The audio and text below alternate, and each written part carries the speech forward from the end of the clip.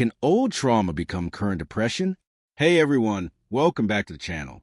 If you're new here, I'm Zachy, and this is where we dive deep into topics that can help you navigate through life's ups and downs. If you haven't already, don't forget to hit that subscribe button and join our community. Today, we're talking about something really important. Can old trauma actually turn into current depression? I know this sounds like a big question, but don't worry. We're going to break it down, and I promise it's going to make sense. So grab a cup of tea, get comfortable, and let's chat about this. First off, let's just get clear on what trauma really is. Trauma is basically the emotional, psychological, or physical response to a deeply distressing event or experience. And believe it or not, trauma isn't always something that happens just once. It can be something ongoing, like growing up in an unhealthy environment, or even subtle events that build up over time. Trauma can also be something you experience in childhood, like neglect or bullying, or even something like a car accident or a natural disaster. The thing about trauma is, we often think of it as something that happens in a single moment, but it can be much more complex than that. It can be multiple events, or even one event that happens over and over, like being in a toxic relationship or living in an unsafe environment. Now, trauma might seem like something you can just get over, but for many, it's not that simple.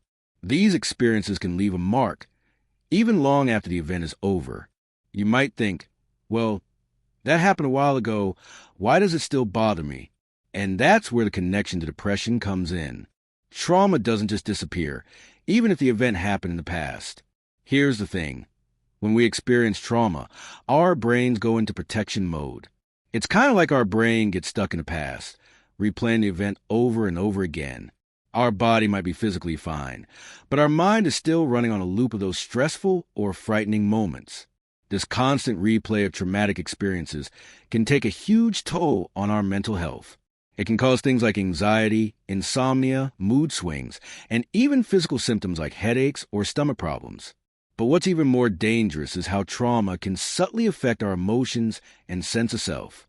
Over time, our beliefs about ourselves and the world around us can be shaped by these painful experiences. So, while your body might heal after an accident or a difficult time in life, your mind doesn't always heal at the same pace. This is where trauma can stay stuck in our subconscious, affecting how we see the world and how we respond to situations, even years later. Over time, if left unprocessed, this trauma can evolve into depression. It's important to understand that when we experience trauma, it changes how our brain reacts to stress. The brain begins to associate certain triggers with those painful events, and when we encounter similar feelings or situations, it can make us feel like we're back in that moment again. This is when we start feeling overwhelmed, disconnected, or even hopeless. So, how do these old wounds lead to current depression? Well, the brain's natural response to trauma is to protect itself.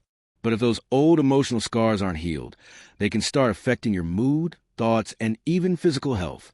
It's kind of like carrying around a backpack full of heavy rocks. You might not always notice them, but they weigh you down, and eventually, that weight can trigger depression. Imagine you're walking around with this emotional burden that you don't even realize is affecting you. Over time, that weight accumulates. You might start to feel disconnected from the world around you or have trouble trusting people. Maybe you start avoiding situations that remind you of past trauma, or you start self-sabotaging. These feelings are often the first signs that old trauma is influencing your current state of mind. But it's important to note that depression isn't always an immediate response to trauma. Sometimes, depression doesn't show up until months or even years later. For example, maybe you've had a difficult childhood or experienced a major life event that left a scar, but you didn't feel the effects until later in life when the pressures of adulthood started piling up. That's the tricky part. Depression is a slow burn for many people. It can take time to connect the dots between past experiences and how they're showing up in your present life. Often, we don't realize that depression isn't just about our current circumstances. It can be deeply connected to unresolved pain from the past. So, how do we recognize if old trauma is affecting us today? Well, here are a few signs to look out for. Frequent feelings of sadness or numbness.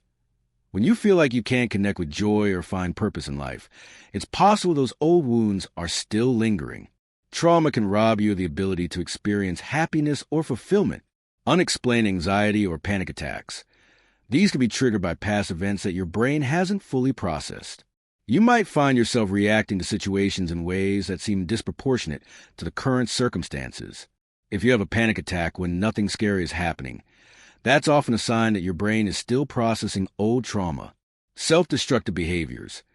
This could be anything from negative self-talk to harmful coping mechanisms like drinking, avoiding responsibilities, or even pushing people away. When we feel overwhelmed by past trauma, we might resort to unhealthy ways of coping that seem to numb the pain, but ultimately make things worse. Struggling to form healthy relationships. If old trauma makes you feel unworthy or disconnected from others, this can lead to difficulties in building trust and intimacy.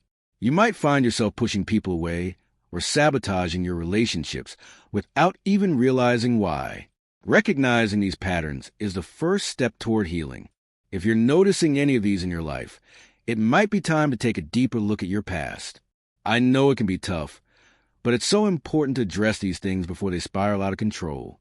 Now, the good news is that even if you've been carrying that heavy backpack for a while, it's never too late to start healing. Therapy, mindfulness, journaling. There are so many tools available to help you process those old wounds. The key is to acknowledge them rather than bury them. It's not about forgetting your past or pretending it didn't happen. Healing comes when you allow yourself to feel those emotions and work through them in a healthy way. It's about giving yourself permission to grieve, to heal, and to move forward. The path to healing isn't linear, and it's okay to take small steps. It's about being kind to yourself and recognizing that your past doesn't define your future. Healing is a journey that takes time, and it's something you can do at your own pace. And while therapy is a huge help for many, there are also things you can do on your own, like journaling, practicing self-care, and connecting with others who understand. Surrounding yourself with a supportive network can make a world of difference when it comes to healing from past trauma. I hope today's video helped you understand how old trauma can turn into current depression and maybe gave you some insight into your own journey. Remember, healing takes time and you're not alone. If you're struggling, it's okay to reach out for help. If you found this video helpful, make sure to subscribe to the Adzaka Pratt channel for more content like this. I'd love to hear your thoughts in the comments below. What's one thing that helps you when dealing with past trauma? Whether it's therapy, journaling, or just to support a friend, let's share our stories and support each other. Thanks for watching and take care of yourselves. Until next time, stay strong.